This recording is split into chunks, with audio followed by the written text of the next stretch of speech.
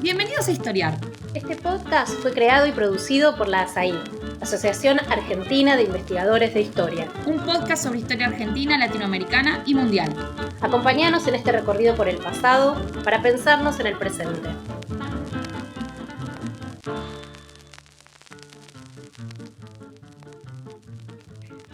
Bienvenidos a un nuevo episodio de Historiar.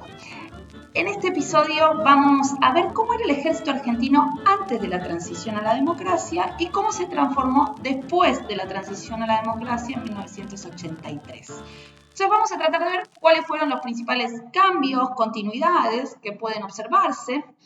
Y lo vamos a dividir en dos etapas, es decir, vamos a tomar una serie de ejes y por un lado vamos a hablar del ejército principalmente entre 1955 y 1983 y qué pasa con esos ejes en el ejército entre 1983 y la actualidad. Y para eso tenemos dos especialistas en cada uno de estos momentos.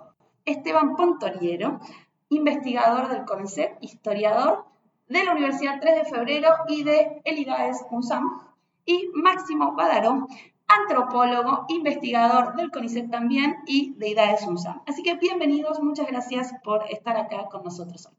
Gracias. Bueno, vamos a arrancar con el primer eje. Está relacionado con cómo el ejército, las relaciones entre el ejército y la política. Creo que acá el contraste es obviamente muy importante, porque pasamos de una época de intervención permanente del ejército en la política a través de golpes de Estado y otros instrumentos, no solo golpes de Estado, a una época de subordinación de las Fuerzas Armadas al poder civil. Así que me gustaría arrancar con Esteban, porque, bueno, vos, Esteban, has escrito un libro sobre la represión militar en Argentina, 1955-1973, que salió el año pasado. 76, perdón. Que salió el año pasado. Sí. Y me gustaría arrancar preguntándote, es uno de los temas que vos trabajás en ese libro, bueno, ¿cómo fue que el ejército empieza a pensarse como un actor político capaz de intervenir? ¿Cómo se va a expresar en esas décadas en las que vos trabajás, ya en el contexto de la Guerra Fría a partir de 1955? ¿Cómo podemos ver el rol del ejército y la política en esos años? Bueno, diría en primer lugar que ya desde años anteriores, desde décadas anteriores, el ejército se había constituido en un factor decisivo de la política local. Podemos pensar en el golpe de Estado de 1930, el golpe de Estado de 1943 y el golpe de Estado de 1955 como momentos decisivos de esa historia. Y ya en los años de la Guerra Fría, sumando la cuestión de la preocupación por la lucha contra el comunismo y la construcción de una figura del enemigo interno. Y en ese sentido, la función de las Fuerzas Armadas y del Ejército en clave de árbitro de la política local, que además, a partir de 1955, se ve atravesada fuertemente por el conflicto peronismo-antiperonismo y por el conflicto mundo libre o comunismo en clave Guerra Fría. ¿Y cómo se cruzan esos dos ejes, ¿no? Como el conflicto, ¿y cómo se expresa esa intervención del ejército? Bueno, el conflicto, o esas dos claves de conflicto que comenté, como lo dijo alguna vez Alain Rouquier, se pueden resumir como internacionalización de los conflictos internos. Es decir, el conflicto peronismo-antiperonismo fue leído por diversos actores de la sociedad civil y luego gobiernos y instituciones como las Fuerzas Armadas, en clave comunismo-anticomunismo también. Y a su vez, la forma en que las Fuerzas Armadas y el Ejército en particular intervino en política en estas décadas, la tenemos por un lado a través de la intervención directa mediante golpes de Estado, pero, y esto es algo que investigaciones más recientes se ocuparon de trabajar más en profundidad, tiene que ver con la intervención de las Fuerzas Armadas y del Ejército en acciones de represión interna durante gobiernos constitucionales, como el de Arturo Frondizi, o algo que está más trabajado, los gobiernos peronistas de la década del 70, sobre todo el de María Estela Martínez de Perón. ¿Y ahí cómo era o sea, cómo diferenciarías ahí los instrumentos, la forma de relacionarse con el poder político del ejército en esos contextos de gobiernos democráticos, socialdemocráticos, en el caso? Bueno, yo diría que podemos pensar a partir de dos claves. La clave de la intervención dentro de lo que podemos llamar el Estado de Derecho o la normalidad creada en un contexto de proscripción del peronismo y demás. Y también, y creo muy importante, la intervención en contextos de estado de excepción. Bajo gobiernos constitucionales hablamos, para no hablar de dictaduras, donde en diversas situaciones los militares fueron dotados de medios de excepción por gobiernos constitucionales y mediante legislación de excepción para intervenciones represivas o intervenciones o participación en roles en el gobierno. ¿Y podrías hacer una periodización de ese contexto 55-76? Bueno, ¿cómo fue cambiando? Hablaste del CONITES, por ejemplo, el rol del cordobazo, cómo iba cambiando la percepción de los militares y la operación de los militares en seguridad interna. O sea, ¿cómo lo podemos periodizar hasta llegar a la dictadura o a la transición, ¿no? Yo dividiría muy claramente en dos periodos. A ver. 1955-1969, efectivamente el año del Cordobazo, del Rosariazo y de otras insurrecciones urbanas es crucial, y 1969-1983. ¿Y por qué hay esta división?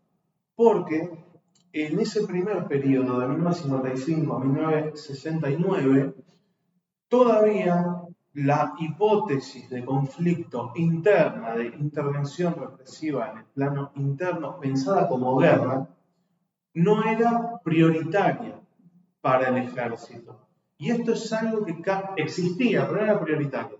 Todavía se seguía pensando en hipótesis de guerra exterior. Esto cambia a partir del Cordobazo y de otras insurrecciones urbanas del año 1969, donde se produce un cambio completo en ese sentido y se empieza a pensar, a planificar la defensa en clave de guerra interna, y donde vamos a tener sus manifestaciones, digamos, más terribles y más fuertes desde mediados de la década del 70 y desde el gobierno constitucional de María Estela Martínez de Perón, y enlazando luego con el terrorismo de Estado y la última dictadura militar. O sea, se podría decir que el ejército, en todo ese largo periodo del 55 al 83, está metido en seguridad interna, pero que la hipótesis de conflicto o las hipótesis que manejan de cómo pensar ese conflicto es distinta antes del 69 y post-69. ¿Estaría bien pensarlo así? Sí, yo lo que diría es que hay, a partir de 1969, un cambio en las prioridades y en la intervención y en el tipo de intervención que se realiza. Sí. Sí, y eso se refleja también en la transformación de los programas de estudios de las academias militares, en particular del Colegio Militar de la Nación, que es la principal academia de formación de oficiales del ejército, es donde se forma la élite del ejército. Y claramente, un poco antes del 69, empiezan a aparecer en lo que yo puedo rastrear en documentos históricos, transformaciones en los programas de estudio, primero a través de conferencias de invitados extranjeros, después de materias que se empiezan a incorporar, se abandona algunas hipótesis de enemigo externo, empiezan a perder protagonismo, paradójicamente después vamos a tener una guerra en el 82, esa hipótesis del conflicto había perdido protagonismo dentro de los programas porque había adquirido más protagonismo la hipótesis del conflicto interno, obviamente dentro de un marco internacional que marcaba esa dirección en la formación de las Fuerzas Armadas, la Escuela de las Américas, o sea, había todo un conjunto de instituciones armadas que iban en esa dirección, ¿no? Los franceses, etc. Entonces, eso se refleja en todos los planos de las instituciones armadas y del ejército en particular. A eso agrego que creo que hay que hacer una distinción entre el ejército siempre es un actor político, siempre es un actor estatal, pero otra cosa es que eso significa que sea un actor de gobierno. Entonces, es recién, después del 30, por poner un mojón histórico, pero realmente es como muy fuerte, porque el golpe del 30 tampoco tiene un apoyo muy fuerte de toda la institución militar. De hecho, fueron los cadetes del colegio militar, 2 cadetes que mueren en el colegio, o sea, el principal apoyo en términos de tropa que tiene Uriburu fueron cadetes y jóvenes oficiales del colegio militar. Eso está en los documentos. Entonces, es sabido que a partir de ahí el ejército empieza a pensarse de un modo muy fuerte como un actor de gobierno y que otros actores políticos, las élites políticas, empiezan a recurrir al ejército como un instrumento de gobierno, sea para combatir diferentes enemigos internos, porque eso no es un invento de la década del 60, sino también para incorporar oficiales a diferentes ministerios. Entonces, son un actor de gobierno, son un actor de prestigio. Todos los clubes sociales de todos los pueblos de las ciudades se transforman, se llenan de militares. Hay algo que yo empiezo siempre que me interesa, es cómo el lugar de los militares en el mercado matrimonial, ¿no? Casarse con un oficial se transformó en una vía de acceso a las élites del país. A partir de, yo diría, a partir de la década del 30, para decirlo, como poner un mojón, y adquiere como una fuerza muy, muy grande a fines de la década del 50. Bueno, ahí tenemos que meter el peronismo, que hace una transformación muy pesada dentro de lo que es la estructura interna del ejército y la composición social del ejército.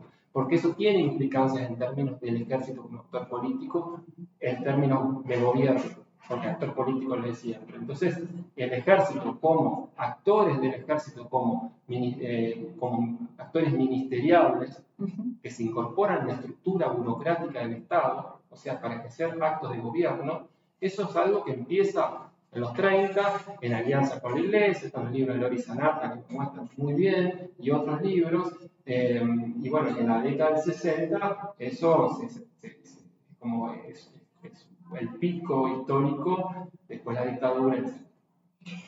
¿Y cómo cambia en el 83, Máximo? Vos escribiste un libro que se llama Historias del Ejército Argentino, 1990-2010, Democracia, Política y Sociedad. Entonces me gustaría saber, bueno, ¿qué pasa después de la transición? Digo, si estábamos hablando de cómo el ejército se piensa como actor de gobierno, o se empieza a pensar como actor de gobierno, bueno, ¿qué pasa con ese ejército, esa relación entre ejército y Estado?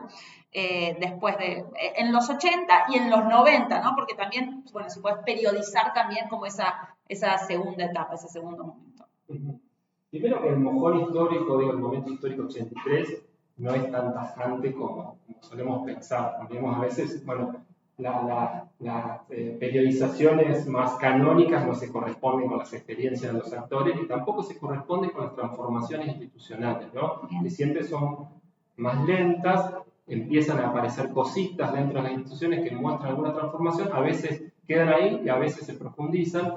En el plano interno de lo que yo estudié dentro del ejército, en particular de ese lugar que es muy emblemático de la estructura interna del ejército, que es el colegio militar, donde se forma su élite, o sea, el 83 fue un proceso de transformación, pero no tan radical como lo solemos pensar. Después, tampoco implicó que la clase política o los actores políticos dejen de pensar en el ejército como sus aliados a la hora de pensar la práctica política. Es decir, como, bueno, recurrir a actores no ya para golpes de Estado, pero sí para aliados en la práctica política. Eso no se quiebra en el 83 para nada. O sea, sigue teniendo protagonismo porque tenemos varias generaciones de actores políticos, o sea, de los partidos políticos que se desarrollaron pensando al ejército como un aliado o un enemigo. Entonces es muy difícil aliar al ejército y sus transformaciones de todo el resto, de la sociedad y del Estado. Entonces siempre hay que pensar esas tres dimensiones que son muy porosas, hay adentro y afuera de eso, es muy muy cambiante. Entonces solemos pensar, porque pensamos con la lógica, pensamos el Estado con categorías estatales. En realidad es todo mucho más entrelazado. O sea, ¿dónde empieza y termina el Estado? ¿Dónde empieza y termina el ejército? Bueno, es algo que se fue transformando a lo largo de dónde empieza y termina la Iglesia. Bueno, ¿cuándo la Iglesia dejó de tener, dieron como titular, dejó de tener una fuerte presencia dentro de las instituciones castrenses? Hace no mucho tiempo. Vos ahí dirías en relación al ejército, por ejemplo, y la política, que en 1990 fue un corte mucho más fuerte que en 1983, por ejemplo. Mira.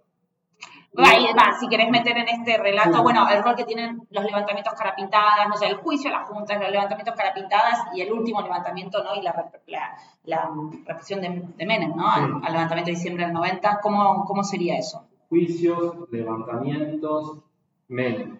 El primer golpe fuerte, por supuesto, son los juicios. Por supuesto que son los juicios, porque sí, ante la sociedad, de verdad, hay muchos actores que se dieron cuenta que habían apoyado directa o indirectamente, tácitamente, la acción de las Fuerzas Armadas, la acción represiva durante la dictadura, se dieron cuenta que, ellos hicieron esto. Eso de que la sociedad sabía, no sabía, bueno, depende. Hay algunos estudios que muestran que estaba a la luz del día y otros que no es lo mismo. No es lo mismo lo que sabía, lo que pasaba en Tucumán y lo que pasaba en los ingenios tucumanos, donde había represión sistemática desde antes del 76, que lo que pasaba en la ciudad de Buenos Aires, lo que pasaba en La Plata. Entonces, esas periodizaciones que muestran 76, 83, bueno, sabemos que son, a veces son muy capitalocéntricas, porteñocéntricas, claro, para decirlo de algún modo. Entonces, bueno, para alguien que estaba en un ingenio tucumano, la represión que viene de sectores indígenas, o sea, la represión del Estado / empresa, que era lo mismo en muchos casos, bueno, tiene una genealogía histórica mucho más densa y mucho más profunda que la que establece, bueno, cuando llegaron las fuerzas a combatir la guerrilla en el monte tucumano, por ejemplo, ¿no? Eso por un lado. Entonces, en el caso de Menem, en el caso de los 80, bueno, por supuesto el juicio, después los levantamientos, la represión de Menem en los levantamientos es fue implacable. Entonces, eso fue un golpe fuerte. Y al mismo tiempo, la política de Menem de la famosa, la zanahoria y el garrote, y a eso se suma algo que para mí tiene mucho más, o tiene tanto peso como lo otro, la crisis económica. Porque Menem les dio, o sea, primero la hiperinflación. Después, los recortes presupuestarios que Menem hace el Estado y que no priva a las Fuerzas Armadas y al Ejército de esos recortes, para nada. Le da en el plano simbólico, en el plano judicial, algunas cosas, en el plano de amnistías, en el plano jurídico. Pero en el plano presupuestario, los militares se quedaron sin tener para comer dentro de instituciones, dentro de los cuarteles. Entonces, eso fue un golpe. Yo eso me di cuenta hablando con los actores, diciendo, mira, nosotros, y en el libro lo cuento, teníamos que salir a cazar liebres, a cazar carpinchos, a cazar cosas en corriente, etc., porque no teníamos para comer. Y lo más interesante es que ¿salía quién? Salía un joven oficial, o un no tan joven, con un suboficial, con un soldado. Entonces, eso por un lado. Por otro lado, o sea, iban a tener que mirar a un oficial, un capitán, teniendo que trabajar de sereno en una cochera. Como horas extras tenían que hacer. Horas extras para completar un sueldo mínimo. Entonces, ahí se produce una transformación entre la relación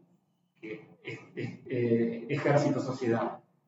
Entonces, se producen como procesos de igualación en la crisis económica. Y eso, de la perspectiva de los actores con los que hablé, fue muy fuerte. O sea, Menem, en el plano presupuestario, ya venía de la crisis de Alfonsín, pero Menem, en el plano presupuestario, fue un golpe muy fuerte salarial.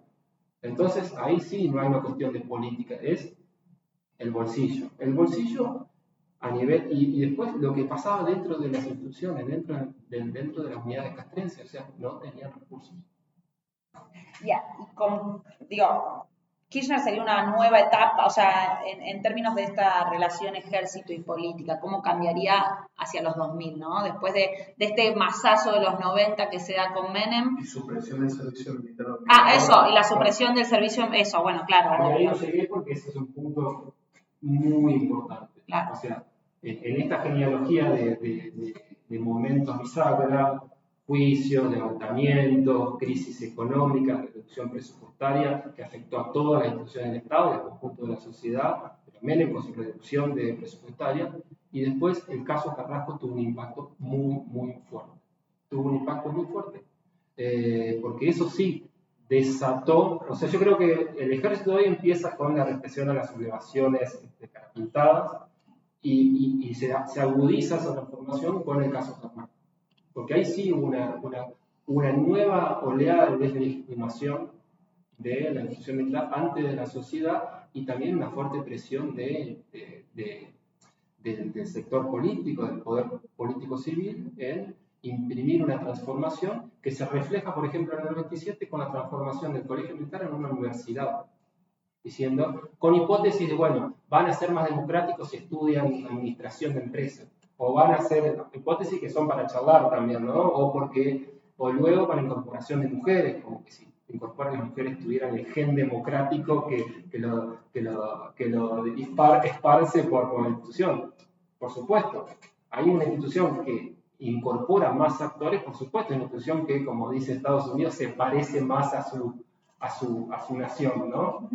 Digo, no estoy cuestionando eso, pero había una hipótesis de que porque los militares estudien, se incorporen mujeres, se hagan algunas transformaciones en su programa de estudio, las instituciones van a cambiar. Que efectivamente cambiaron, pero ya venían en un proceso de transformación producto de estos elementos que mencionamos. Bien, perfecto. Y me gustaría pasar un poco a la relación ejército-sociedad y percepción del ejército en la sociedad, ¿no? Y empiezo con vos, Esteban. Bueno, ¿cómo era la percepción que la sociedad tenía del ejército antes de 1983, ¿no? ¿Cómo era percibido por la sociedad? Algunas cosas ya fueron adelantando, ¿no? Pero si podemos como pensar en esa etapa. Yo creo que es una respuesta una pregunta que debe tener distintas respuestas en principio, según si uno mira distintas partes del país y la vinculación del ejército con el territorio desde el norte al sur, este-oeste, con lo cual, en principio, uno diría que hay respuestas variadas por el impacto y el rol del ejército en creación de pueblos, obras de bien público, salud, bueno, una función que iba más allá de lo estrictamente militar en un montón de lugares. Con lo cual... O sea, como que el Estado en muchos lugares se expresaba solo a través del ejército, o lo veías más a través del ejército que a través de otras instituciones, sería como en pueblos del interior. En parte sí, y sobre todo, ni hablar previo al peronismo clásico y después, ya para la época que estamos hablando un poco más nosotros, 55, 60, todavía hay algo de eso presente y entonces yo diría que las percepciones varían en ese sentido y después empezaríamos a agregar el ítem Fuerzas Armadas, Ejército como actor de la represión y en ciertos casos puntuales y en ciertas áreas puntuales, ¿no? Y la intervención represiva en ciudades, sobre todo, y la transformación un poco de esa percepción del ejército asociado cada vez más, y sobre todo en contextos de dictadura, a una fuerza de ocupación extranjera, una fuerza represiva, garante de los intereses de la clase dominante o de las élites dominantes. Bueno, pero pienso un poco en el rol, por ahí una percepción más mesiánica que por momentos podía haber del ejército, o que el propio ejército tenía de sí mismo, ¿no? Digo, en diferentes, un ejército que hace golpes de Estado, que interviene como actor de gobierno, como decían ustedes, necesariamente tiene una percepción de sí mismo, y seguramente la sociedad por momentos tiene una percepción de ese ejército, de esas fuerzas armadas, como algo mucho más que la defensa, ¿no? Sino como garantes de cierto orden. ¿Cómo se puede ver eso en este periodo? Eso, ¿cómo lo ves?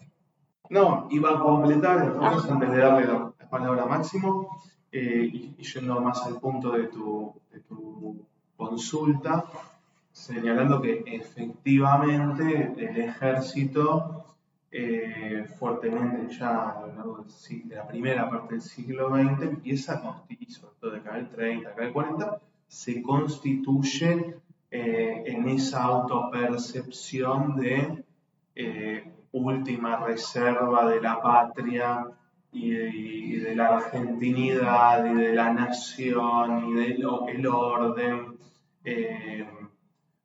por imaginario y por la fuerza, y por el poder material y por su extensión territorial, porosa, capilar. Bueno, eso que decías de los pueblos. Bueno, y aparte la sociedad acompaña esa, digo, no era solo el ejército el que tenía esa percepción de sí mismo, sino que gran parte de la sociedad veía eso, ¿no? En el ejército, digo, en esas primeras etapas.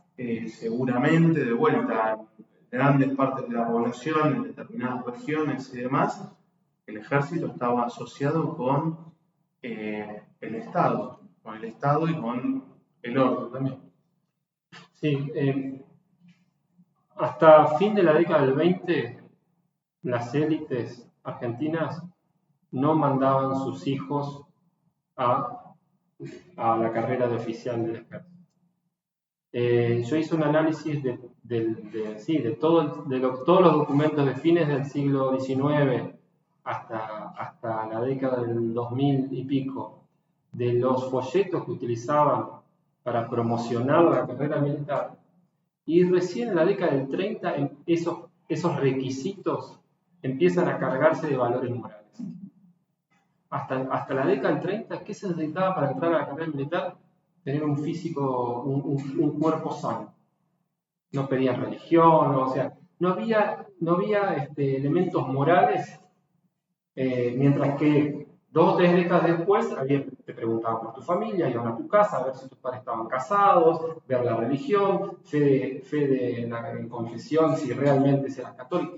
Toda una serie de filtros morales que atravesaban los aspirantes a ingresar a la escuela que forma la élite del ejército. Ese es un indicador.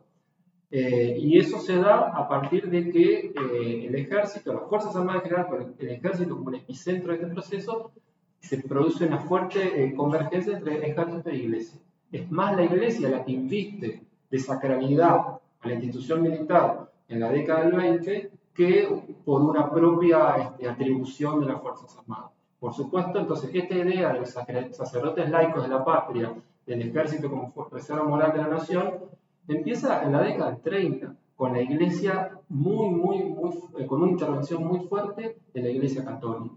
Entonces, hay un dato para ver esta relación ejército-sociedad, la imagen, todo lo que vos preguntás, que también para desagregar un poco la idea sociedad y ver en concreto, bueno, la respuesta que puedo dar es, bueno, la cantidad de aspirantes que se inscribieron a lo largo del siglo XX al colegio militar, ¿no? O sea que las familias decían, quiero que mi hijo, porque no iban hijas, quiero que mi hijo sea militar, porque eso es una vía de acceso a muchas cosas. Sobre todo a prestigio, no tanto a recursos económicos, pero a prestigio y a una carrera. Hasta la década del 30, el ejército todo el tiempo tenía las vacantes, las vacantes sin cubrir. De ahí en adelante, todos los golpes de Estado se correspondieron con un aumento así para arriba de la cantidad de aspirantes que se inscribían al colegio militar, con una excepción, 55. Con una excepción del 55. O sea, cuando había un golpe de Estado, había más inscriptos al colegio militar. Más interés por la carrera militar. Más interés por la carrera militar. Menos en el golpe del 55, que no se movió o bajó. Bajó. ¿Por qué? Porque Perón introdujo una transformación muy fuerte en la composición social del ejército en particular, que es donde él provenía. Entonces, introdujo una especie de lo que hoy llamaríamos política de cuotas, para que los hijos de suboficiales tengan ciertos beneficios a la hora de postular a la carrera de oficial, mientras que antes no podían. Sus hijos oficiales podían postular a la carrera de oficial. Entonces, hubo mucho más hijos de suboficiales, o sea, hubo una proletarización, para decirlo como un poco con una muletilla, pero bueno, de las Fuerzas Armadas y el Ejército en particular. El 55, por eso es que después el ejército el 55 es un ejército muy espejo de las políticas de Perón, de transformación de la base social del ejército y una fuerte presencia en sectores bajos que no es que no estaban antes, pero ahora se amplió. Porque después podemos hablar un poco de la composición social del ejército. Sí, ahora iba a ir a eso, pero antes quería preguntarte por el tema de la percepción social posterior a la transición democrática, ¿no? Digo, ¿qué pasa después del golpe? Ya no digo el 83, pero digo, ¿qué pasa después de la última dictadura militar, de la CONADEP, de cómo la percepción de la sociedad cambia, si es que cambia, y qué continuidades capaz hay, ¿no? Porque me imagino que debe haber una ruptura en la percepción de la sociedad sobre el ejército, pero también algún tipo de continuidad. ¿Cómo lo ves vos eso en el periodo posterior, ¿no?, a la transición? En el periodo democrático, eso yo lo cuento también en el libro, inmediatamente del 83, o sea, hay que ver, las inscripciones son en febrero, entonces hay que ver en concreto los meses, ¿no? Bueno, diciembre del 83, febrero del 84, ¿no? Bueno, ahora no me acuerdo exactamente los números tan puntuales, pero no hubo un cambio importante. Claro. No es que la gente dijo, no, cambió el sistema político, las Fuerzas Armadas no están más en el poder, no, hay una fuerte inercia institucional. Sí tuvo un impacto fuerte Carrasco. Eso sí tuvo un impacto fuerte y un descenso fuerte en la cantidad de inscriptos. Después, en el 97, 98, cuando incorporan carreras, ahí sí empezó a crecer de vuelta. ¿Por qué? Porque era una forma de acceder a una formación universitaria que de otro modo resultaba muy poco accesible, ¿no? Pero el impacto más fuerte fue el caso Carrasco, algunos años después de los juicios, un poquito, ahora no me acuerdo bien los datos, pero eso también es muy difícil de rastrear. Yo logré encontrar información y armé todas unas tablas, pero son más las continuidades, que no es que hay un momento Pero, por ejemplo, esta idea del ejército como garante del orden, de los valores morales, ¿siguió estando en una percepción de la sociedad, no sé, más o menos mayoritaria que había antes del 76? O sea, imagen más mesiánica, ¿se puede ver después de la transición? Bueno, eso hay que hacer investigación más en la sociedad que, claro, que en el ejército, por supuesto. Pero yo creo que sí, que sin duda, porque, a ver, lo sagrado no se reemplaza, los principios de sacralización de algo no caen de un día para otro. Entonces, ¿en dónde depositan diferentes sectores sociales qué es lo que invisten de sacralidad de diferentes sectores sociales? Bueno, por más que cambie el régimen político, no cambia el régimen de sacralización. Clarísimo. Vamos a ir a un mini corte y ya volvemos con otras preguntas sobre historia del ejército. Este es el podcast de ASAIG, la Asociación Argentina de Investigadores en Historia. Te invitamos a asociarte y a seguirnos en las redes, en Twitter, en Facebook e Instagram. Toda la información sobre la asociación la puedes encontrar en nuestra página asaig.org.ar. Te esperamos todos los sábados con un nuevo episodio de Historiar, sobre los grandes temas de nuestro pasado, abordados por especialistas e historiadores profesionales de manera cordial pero rigurosa. Seguimos con nuestro episodio de hoy. Bueno, volvemos con Esteban Pontoriero y Máximo Badaro para hablar ahora de la vida interna del ejército. Es decir, cómo cambia la vida interna del ejército, el entrenamiento de quienes forman parte de él, qué estudian, qué aprenden quienes unían al ejército. Y me gustaría, Ponto, si podés concentrarte, ¿no?, en el periodo anterior al 83, especialmente en el 55-83. Bueno, ¿cómo era ahí? ¿Qué doctrinas? Algunas cosas ya fueron adelantando, ¿no? Pero ¿cómo podemos pensar la vida interna del ejército en ese contexto?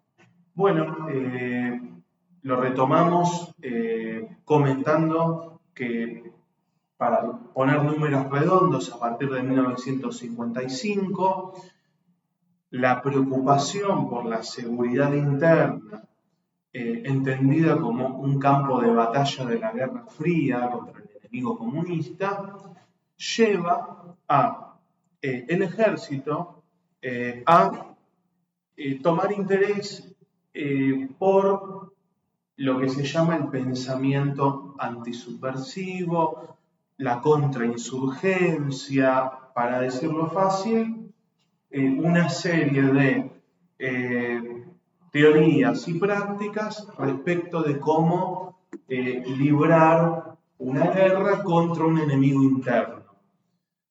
De vuelta, en el caso argentino, el elemento distintivo que se suma a esto es el peronismo en la resistencia a partir y el peronismo llevando a cabo también acciones clandestinas de violencia, sabotaje y demás, y frente a eso, en el marco de la autoproclamada Revolución Libertadora, la necesidad del ejército de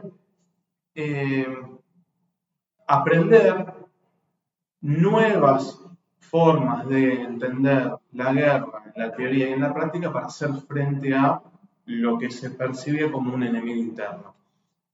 Y ahí es donde ingresan al país esas dos grandes escuelas de guerra antisubversiva, de guerra contrainsurgente, que son la llamada escuela francesa, inspirada en la experiencia del ejército francés en Indochina, en el sudeste asiático y en Argelia en décadas previas, y en simultáneo, en el caso de Argelia, y Estados Unidos a partir de su experiencia, sobre todo ya en los años 60, en Vietnam.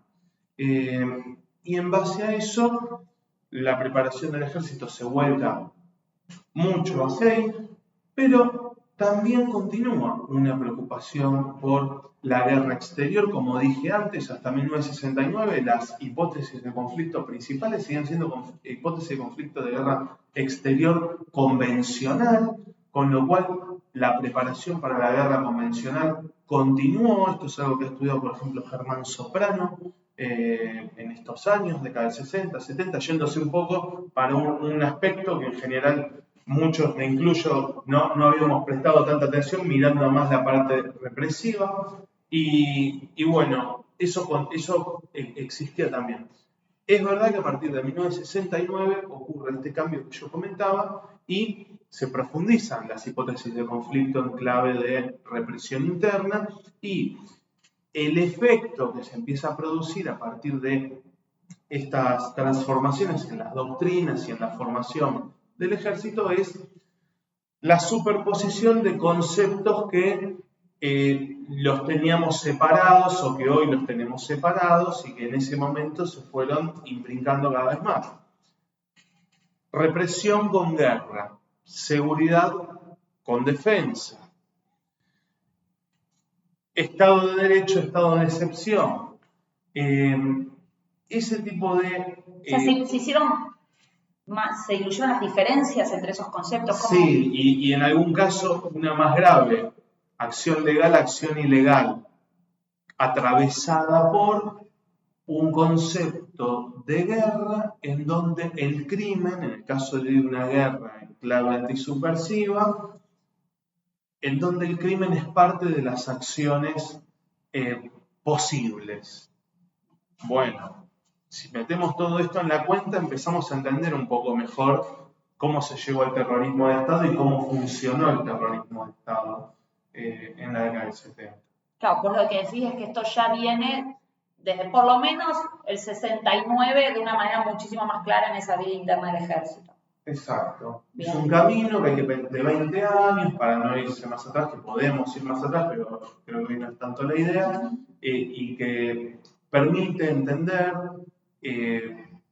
evitando linealidades extremas, teleologías, etcétera, sí permite entender que esa preocupación por la seguridad interna en clave antisubversiva, a lo largo de 20 años de formación y de práctica, plan con INTES, represión durante la dictadura del general Lanusse, 1971-1973, Operativo Independencia, febrero de 1975 en Tucumán y después su extensión a todo el país en octubre de 1975. Bueno, todo eso permite entender mejor el terrorismo de Estado. Clarísimo. ¿Y cómo lo ves vos, Máximo, para pensar en los contrastes que empiezan a partir de la transición, los 90? Si es que hay contrastes, ¿qué continuidades en esto que planteaba Esteban? Como mencionaba hoy, ahí utilizo como indicador o como dato para estudiar esto, de qué modo el ejército se presentaba en sociedad, de qué modo el ejército interpelaba a los potenciales aspirantes, ¿no? Porque ahí hay una interfaz entre lo que el ejército quiere ser, se muestra, y el tipo de actor social que busca incorporar. Y es recién en la segunda mitad de la década del 90 que el ejército empieza a quitarle protagonismo a las ideas a las asociaciones entre la actividad militar y la idea de sacerdocio y de vocación. Y empieza a incorporar otras categorías discursivas como la noción de profesión. Pensar, o sea, interpelar a la sociedad diciendo, bueno, acá se van a formar profesionales, no solo cruzados, no solo sacerdotes de la patria, esto no es solo una actividad vocacional, sino que es una actividad que requiere estudio. ¿Cuál es el momento de corte que...? La segunda mitad de la década del 90. O sea, claro, después del caso Carrasco, después de... El caso Carrasco es una bisagra y ahí empieza a haber una transformación doctrinaria fuerte, institucional, sistemática. Habían aparecido cosas en la transición, pero la transición en la segunda mitad a nivel, claro, porque internamente es otra cosa lo que pasa. Mismo la formación antisubversiva, contrarrevolucionaria. También hay diferentes movimientos, diferentes temporalidades. Yo lo traté de explorar en el plano de los documentos, en el plano de las entrevistas, y algunos te dicen, mira, nosotros no. Por ahí venía un oficial y nos pasaba la película de los franceses en Argelia, nos pasaba un documento. Tuvieron un rol muy, muy fuerte las instituciones católicas. O sea, hay cosas que documentos donde la Iglesia Católica realmente alentando esta figura del militar como un cruzado contra el comunismo. Eso es súper fuerte. Eso es súper fuerte y está en las charlas que daban los capellanes castrenses. O sea, no era una formación sistemática que vos entrabas después del 55 en la institución militar y te lavaban la cabeza y te transformabas en un cruzado contra el comunismo. O sea, y hubo diferentes momentos, y un momento de mayor intensidad, por supuesto, fue en la segunda mitad de la década del 60. Ahí sí hubo momentos como de mucha intensidad en términos de formación doctrinaria. Y me parece muy interesante lo que marcaste, que en realidad esto no cambia con la transición inmediatamente a la democracia, sino recién en la segunda mitad del 90 podemos empezar a ver ese cambio doctrinario interno. Cambio doctrinario interno, no obviamente con la intensidad que tenía durante la segunda mitad de la década del 60 y los 70, sino que, pero no desaparece, pero es obvio, una institución contiene, como toda institución hay que pensar que el ejército es una burocracia, como cualquier burocracia, con un sistema de valores cosmológicos que no cambia de un día para otro porque venga alguien y le dé un curso de derechos humanos, o un curso de X sistema doctrinario. Sí, van a repetir la declaración de lo que sea, de memoria, pero hay cosas que están muy arraigadas y que, como todo sistema de aprendizaje, está arraigada en lo que los pedagogos llaman el currícula oculta, ¿no? Está arraigada así en los pasillos, a la noche, antes de acostarse, la charla que da el oficial instructor a los cadetes, la misa. Todos esos ámbitos de formación, esos ámbitos de formación moral. No es que, y después de la formación técnica, sí, pasan de la lucha contra un enemigo externo a la lucha en el monte o en escenarios urbanos. Eso sí, pero después está toda la cuestión de el individuo imbuido de una serie de valores sagrados, o que se empieza a considerar como un sacerdote de la lucha contra el comunismo, y etcétera, todo lo que vos mencionaste. Bueno, eso se da de un modo bastante asistemático, en el sentido de que no es que vos vas a ver la currícula y vas a encontrar algunas cosas, pero de modo asistemático. Y ese carácter informal sistemático persistía hasta bien avanzada la década del 90. Clarísimo. Y por último, quería preguntarles por la composición social del ejército, ¿no?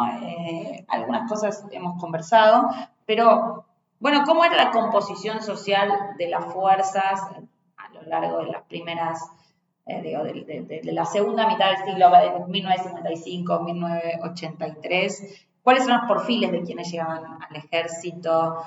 ¿Quiénes lograban acceder a rangos medios, a rangos más altos? ¿Cómo funcionaba ahí la cuestión social? Bueno, a ver, como señaló Máximo antes, a mí me toca hablar después de el peronismo, para decirlo de alguna manera, y de los cambios que introdujo el peronismo en la composición del ejército. Y yo diría, de manera más o menos esquemática, pero por lo menos para tratar de ordenar un poco, que en tiempos de servicio militar obligatorio tenemos, por un lado, los conscriptos que reflejan la diversidad sociológica de la Argentina del momento, urbana, rural, etcétera, norte, sur, este, oeste.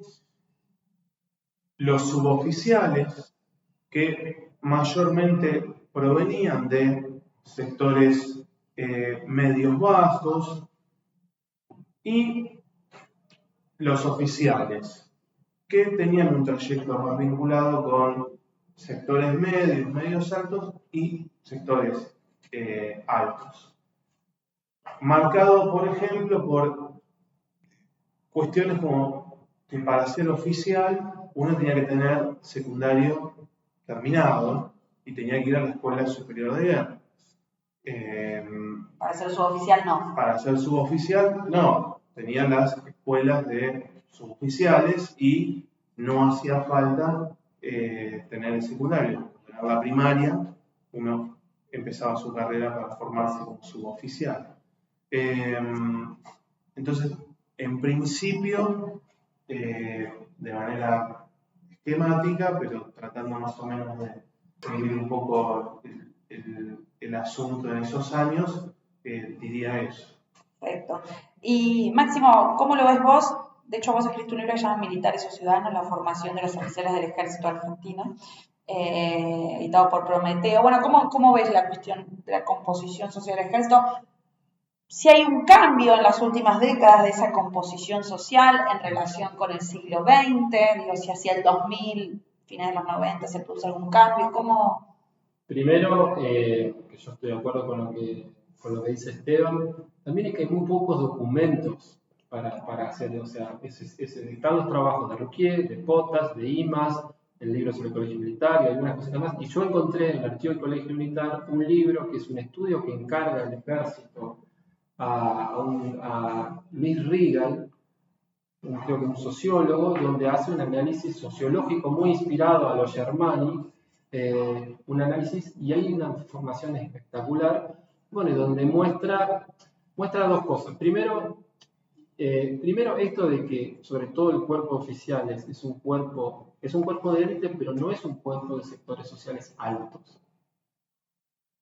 En general han sido sectores bajos, medios bajos, porque los bajos son los suboficiales, mayor presencia de sectores bajos durante el peronismo, esa presencia nunca se reduce, salvo durante la época de la NUCE, crece considerablemente la presencia de sectores altos. Después hay que ver que crece medio, bajo, alto, etc.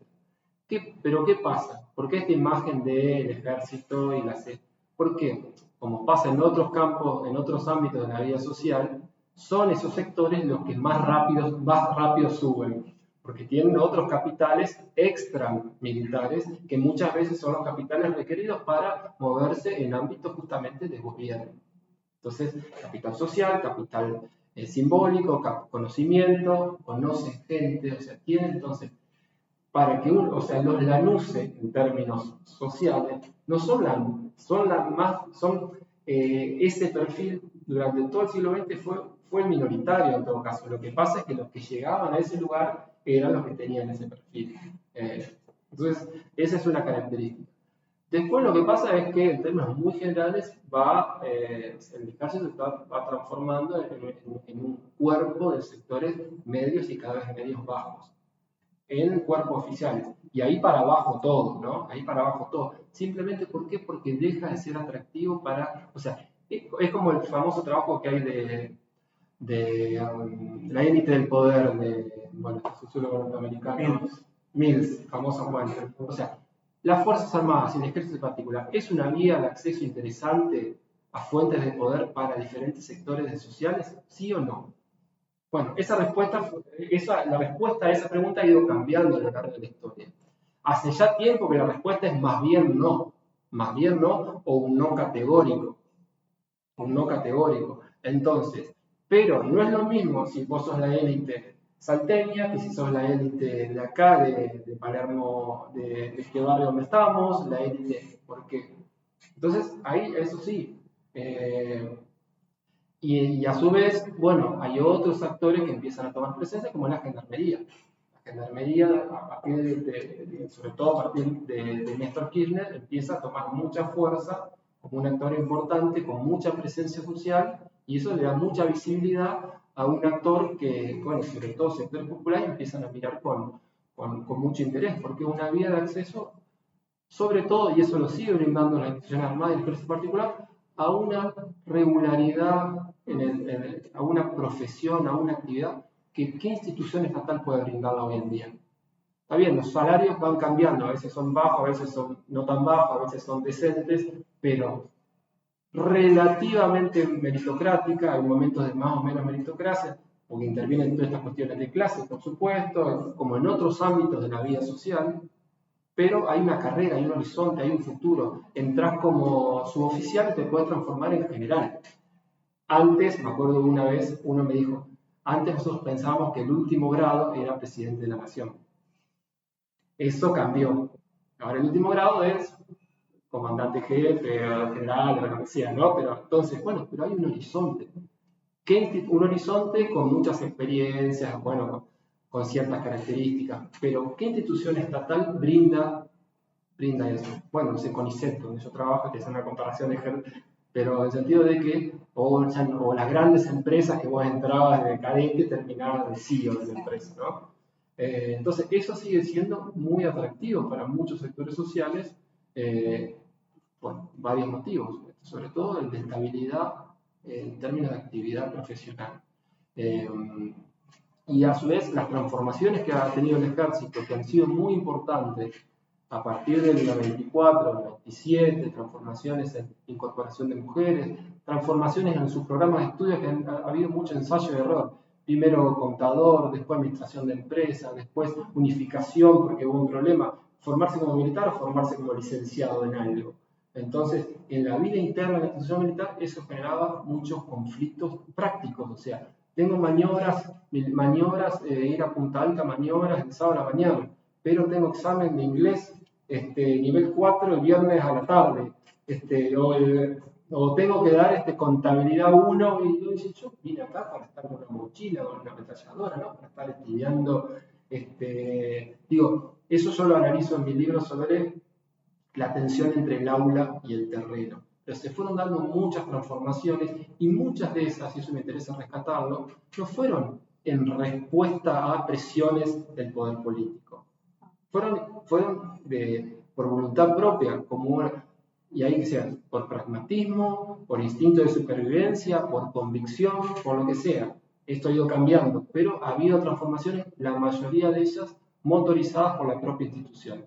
Salvo un momento muy importante, que es cuando Nilda Garré estuvo al frente del Ministerio de Defensa, donde impulsó algunas transformaciones muy importantes, políticas de género, cambios normativos, y sobre todo impulsó, y ahí estaba Sabina Frederick, yo formé parte también del Consejo de Políticas de Género del Ministerio de Defensa, algo muy básico, que el poder político civil se preocupó para entender a ver quiénes son las personas que forman parte de esta institución. Pasar de una política más de castigo, o decir, de frenar, porque lo que se sabía era lo que no quería que hagan, eso todos tenían claro, o más o menos. Ahora parece que no está tan claro, porque la verdad que es un retroceso. Ahí había un acuerdo y a su vez las Fuerzas Armadas no están preparadas para muchas de las cosas que hoy en día vemos en la agenda que se supone. O sea, me parece que eso es una ofensa a las Fuerzas Armadas y un indicio de profundo desconocimiento. Pero a partir de algunas políticas que desarrolló Nilda Garré hubo y proyectos concretos de investigación, de presencia en los cuarteles, en las instituciones, en diferentes ámbitos de la institución, conocer quiénes son, qué quieren, cuáles son sus deseos, cuáles son sus proyecciones de desarrollo profesional, de desarrollo técnico, de aprendizaje. Bueno, esas cosas me parece que son muy importantes para desarrollar una política de defensa, como son importantes para cualquier política vinculada a una institución, conocer la institución. Bueno, clarísimo los dos, les agradezco infinitamente este tiempo y nos volvemos a encontrar el sábado que viene en un nuevo, gracias a ustedes. Nos vemos en un nuevo episodio de Historiar el próximo sábado. Hasta luego.